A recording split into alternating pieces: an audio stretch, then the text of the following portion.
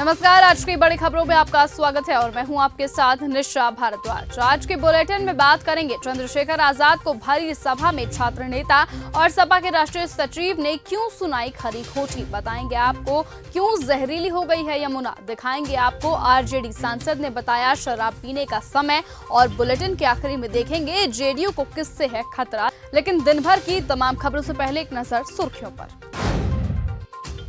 CM योगी के सलाहकार अवनीश अवस्थी का कार्यकाल 1 साल के लिए बढ़ाया गया। दिल्ली में निर्माण के लिए नहीं चाहिए होगी अब पुलिस की इजाजत, अमित शाह का आदेश। मध्य प्रदेश के छिंदवाड़ा में बिल्लियों में मिला बर्ड फ्लू, स्वास्थ्य विभाग में मचा हड़कंप। क्यों जहरीली हो रही है यमुना। दिल्ली की यमुना नदी आखिरकार इतनी मैली क्यों है, इसका जवाब सामने आते ही खुद दिल्ली हाईकोर्ट हैरान रह गया। जांच में खुलासा हुआ है कि राजधानी के 16 इंडस्ट्रियल इलाकों में ट्रीटमेंट यूनिट तक नहीं है। हाईकोर्ट ने इस पर कड़ी नाराजगी जताते हुए इसे गंभीर और निराशाजनक स्थिति करार दिया है। हाईकोर्ट ने कहा कि वेस्ट मटेरियल बिना ट्रीटमेंट के ही यमुना नदी में बह रहे हैं।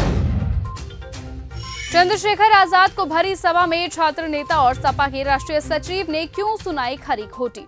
दरअसल पूरा मामला जिला अलीगढ़ के अलीगढ़ मुस्लिम विश्वविद्यालय के स्टाफ क्लब का है, जहां अलीगढ़ मुस्लिम विश्वविद्यालय के टीचिंग स्टाफ के द्वारा चंद्रशेखर आजाद नगीना सीट से सांसद उनको विशेष तौर पर आमंत्रित किया गया था और इसी दौरान छात्र नेता समाजवादी पार्टी के राष्ट्रीय सचिव इंजमाम मौके पर पहुंच गए, जिनके द्वारा मोबाइल में एक बयान जो आज से 5 साल पहले एक मीडिया इंटरव्यू के दौरान चंद्रशेखर आजाद के द्वारा दिया गया था, जिसमें उनके द्वारा कहा गया था कि अब हम श्री राम मंदिर बनवाने जा रहे हैं। ये बयान सोशल मीडिया पर चर्चाओं का केंद्र था, जिसको लेकर छात्र नेता इंजमाम उल हक के द्वारा ये बयान चलाने के बाद चंद्रशेखर आजाद से भरी महफिल में सवाल जवाब किए गए।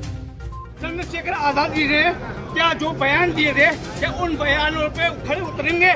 जिन्होंने कहा था मंदिर वही बनेगा, जो बनने की बात कही है इन्होंने, और कहा गया था कि भाजपा और आरएसएस जो कर रही है हम उसमें कर रहे, हम उसमें आगे कर रहे हैं, काम कर रहे हैं, तैयार नहीं करें। ये आएगा उनका वीडियो। इस वीडियो के आधार पर मैं बोल रहा हूँ। क्या कहा गया वीडियो में? वीडियो में कहा गया है जो भाजपा ने और आरएसएस ने जो सिखाया है हम उससे सीख रहे हैं।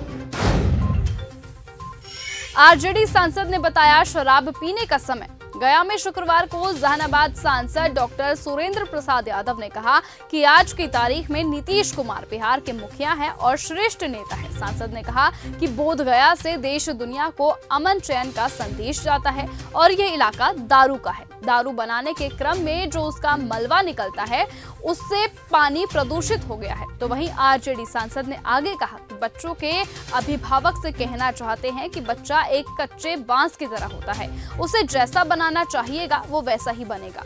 उन्होंने सुझाव देते हुए कहा कि शाम 7 बजे से 8 बजे के तक आप शराब मत पीजिए। 7 बजे से माता का काम बच्चों को पढ़ने के लिए बैठाने का है और पिता पास में रहे। बच्चे के पास अभिभावक के रहने से बच्चा मन लगाकर पढ़ेगा।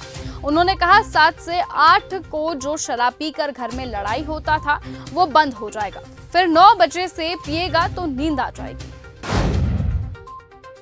मणिपुर के राज्यपाल अजय भल्ला गृह मंत्रालय पहुंचे। मणिपुर के राज्यपाल अजय भल्ला दिल्ली स्थित गृह मंत्रालय पहुंचे। केंद्रीय गृह मंत्री अमित शाह आज मणिपुर में सुरक्षा स्थिति की समीक्षा बैठक कर रहे थे, जिस दौरान उनकी मुलाकात हुई। सीएम धामी ने घायल बीआरओ श्रमिकों से की मुलाकात। उत्तराखंड के सीएम पुष्कर सिंह धामी ने घायल बीआरओ श्रमिकों से मुलाकात की, जिन्हें ग्लेशियर पिघलने से बचाया गया है और उन्हें सेना अस्पताल में इलाज के लिए जोशीमठ भी लाया गया है।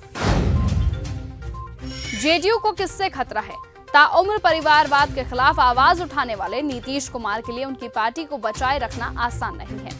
नीतीश अचेत अवस्था में है, ये तो विरोधी डंके की चोट पर कह रहे हैं, मगर उनकी राजनीति अब अंतिम पारी में पहुंच चुकी है। इसकी चिंता जेडीयू नेताओं से कहीं ज्यादा उन लोगों को सता रही है जो नीतीश कुमार के समाज का हिस्सा है। इसीलिए नीतीश के शुभचिंतक और परिजन कैमरे पर पिछले कुछ महीनों से नीतीश के लाल निशांत की राजनीति में प्रवेश को लेकर गुहार लगाते हुए दिखाई दे रहे हैं। तो वहीं अब माना जा रहा है कि इसी को लेकर अब उनसे खतरा भी बना हुआ है। पुणे कांड पर सियासी घमासान। पुणे कांड को लेकर महाराष्ट्र में राजनीतिक घमासान मचा हुआ है। पुलिस ने इस मामले में गुरुवार को कथित आरोपी दत्तात्रेय को गिरफ्तार किया था। पुणे के सर्वोगेट बस स्टेशन पर 26 वर्षीय महिला के साथ हुए कांड को लेकर पूरे राज्य में आक्रोश है।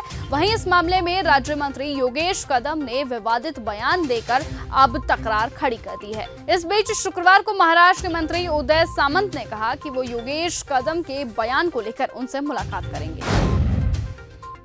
गुरुग्राम में नहीं मिलेगी शराब, जाने क्यों। हरियाणा के गुरुग्राम जिले के नगर निकाय चुनावों के लिए 2 मार्च को मतदान होगा और इस बात को ध्यान में रखते हुए गुरुग्राम आबकारी विभाग ने 1 और 2 मार्च को ड्राई डे घोषित किया है। आबकारी विभाग के आदेश के अनुसार गुरुग्राम जिले में दोनों ही दिन शराब की बिक्री पर पूरी तरह से प्रतिबंध लगा रहेगा। चुनाव वाले स्थान से लेकर उसके 3 किलोमीटर की दूरी पर स्थित सभी शराब की दुकानें, बार और पब मतदान से 1 दिन पहले और मतदान के दिन बंद रहेंगे। गुरुग्राम आबकारी और कराधान विभाग के मुताबिक दोनों दिन शराब की बिक्री, भंडारण और शराब की आपूर्ति पर पूरी तरह से प्रतिबंध रहेगा। महिला यात्रियों के लिए दिल्ली मेट्रो का खास तोहफा। अंतर्राष्ट्रीय महिला दिवस 2025 के मौके पर दिल्ली मेट्रो रेल कॉरपोरेशन ने महिला यात्रियों के लिए एक अनूठे और रोमांचक आयोजन की घोषणा की है। इस खास दिन को और यादगार बनाने के लिए on the spot payable art और सुडोकू प्रतियोगिता जैसी मजेदार गतिविधियां आयोजित की जाएंगी। 28 फरवरी, 3 और 4 मार्च 2025 को आयोजित की जाएंगी। प्रतियोगिता का समय सुबह 10 बजे से 12:30 बजे तक निर्धारित किया गया है, जिसमें सभी महिला यात्री भाग लेकर अपनी रचनात्मक कला का प्रदर्शन कर सकती हैं। अनिरुद्ध सिंह के बयान पर बीजेपी प्रवक्ता का जवाब। हिमाचल प्रदेश के पंचायती राज मंत्री अनिरुद्ध सिंह ने प्रधानमंत्री नरेंद्र मोदी को लेकर एक विवादित बयान दिया था। अपने बयान में उन्होंने कहा था कि प्रधानमंत्री जिस राज्य में जाते हैं वहीं से खुद को बुलाते हैं। उन्होंने ये भी कहा था कि अभी तक ये तय नहीं हो पाया है कि प्रधानमंत्री का जन्म किस राज्य में हुआ था। अब भाजपा प्रवक्ता ने इस पर करारा जवाब देते हुए कटाक्ष किया। उन्होंने कहा, हिमाचल सरकार अपनी नाकामियों को छिपाने के लिए इस तरह की टिप्पणियां अक्सर करती रहती है। उन्होंने राज्य के मुख्यमंत्री से अपने मंत्रियों की जबान पर लगाम लगाने को भी कह दिया है। शुरू हुई परीक्षा और फिर आधे घंटे बाद ही लीक हो गया पेपर। हरियाणा शिक्षा बोर्ड भिवानी की 12वीं की परीक्षाएं शुरू हुई हैं। नूंह में परीक्षा केंद्र पर छात्र पेपर देने पहुंचे। परीक्षा शुरू होने के आधे घंटे बाद ही नूंह में कोड बी का पेपर लीक हो गया और जो कि सोशल मीडिया पर वायरल हो गया है। जिसके बाद प्रशासन एक्शन मोड में आया।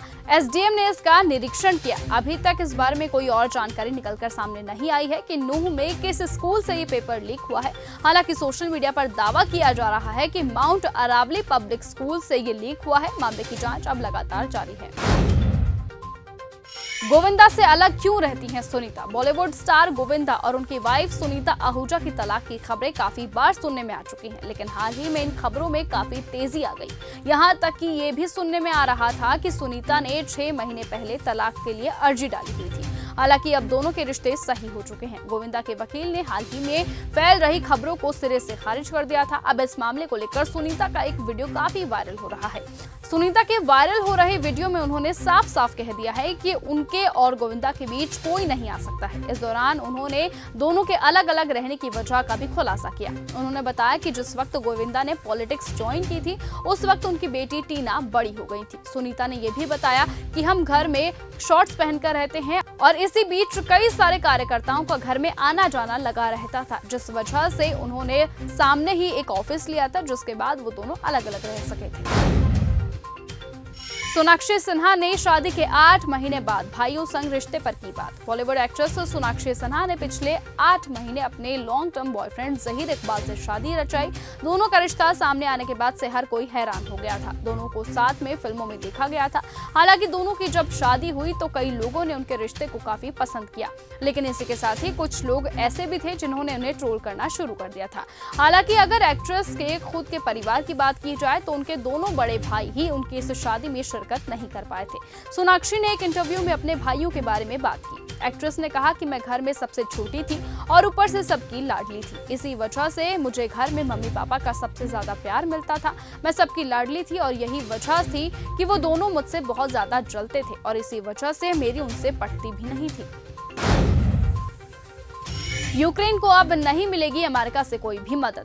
रूस और यूक्रेन युद्ध के बीच अमेरिका ने बड़ा फैसला लेते हुए यूक्रेन को दी जाने वाली सभी सैन्य और आर्थिक सहायता बंद करने की घोषणा कर दी है। व्हाइट हाउस में हुए बवाल के बाद अमेरिका ने ऐलान कर दिया है कि अब यूक्रेन को और मदद नहीं दी जाएगी। रूस का यूक्रेन पर बड़ा हमला, मारे गए 48 ड्रोन। रूस और यूक्रेन के बीच जारी युद्ध को रोकने के लिए जहां अमेरिका में डोनाल्ड ट्रंप और वोलोडिमिर ज़ेलेंस्की के बीच बातचीत हुई, तो वहीं अब दूसरी तरफ रूसी सेना लगातार यूक्रेन की कमर तोड़ रहा है। यूक्रेन की तरफ से भेजे गए 48 ड्रोन को रूसी सेना ने मार गिराया है। तो फिलहाल आज के इस वीडियो में इतना ही। देश और दुनिया की तमाम बाकी खबरों से ऐसे ही जुड़े रहने के लिए आप बने रहें और देखते रहें चैनल न्यूज़ गंगा। नमस्कार।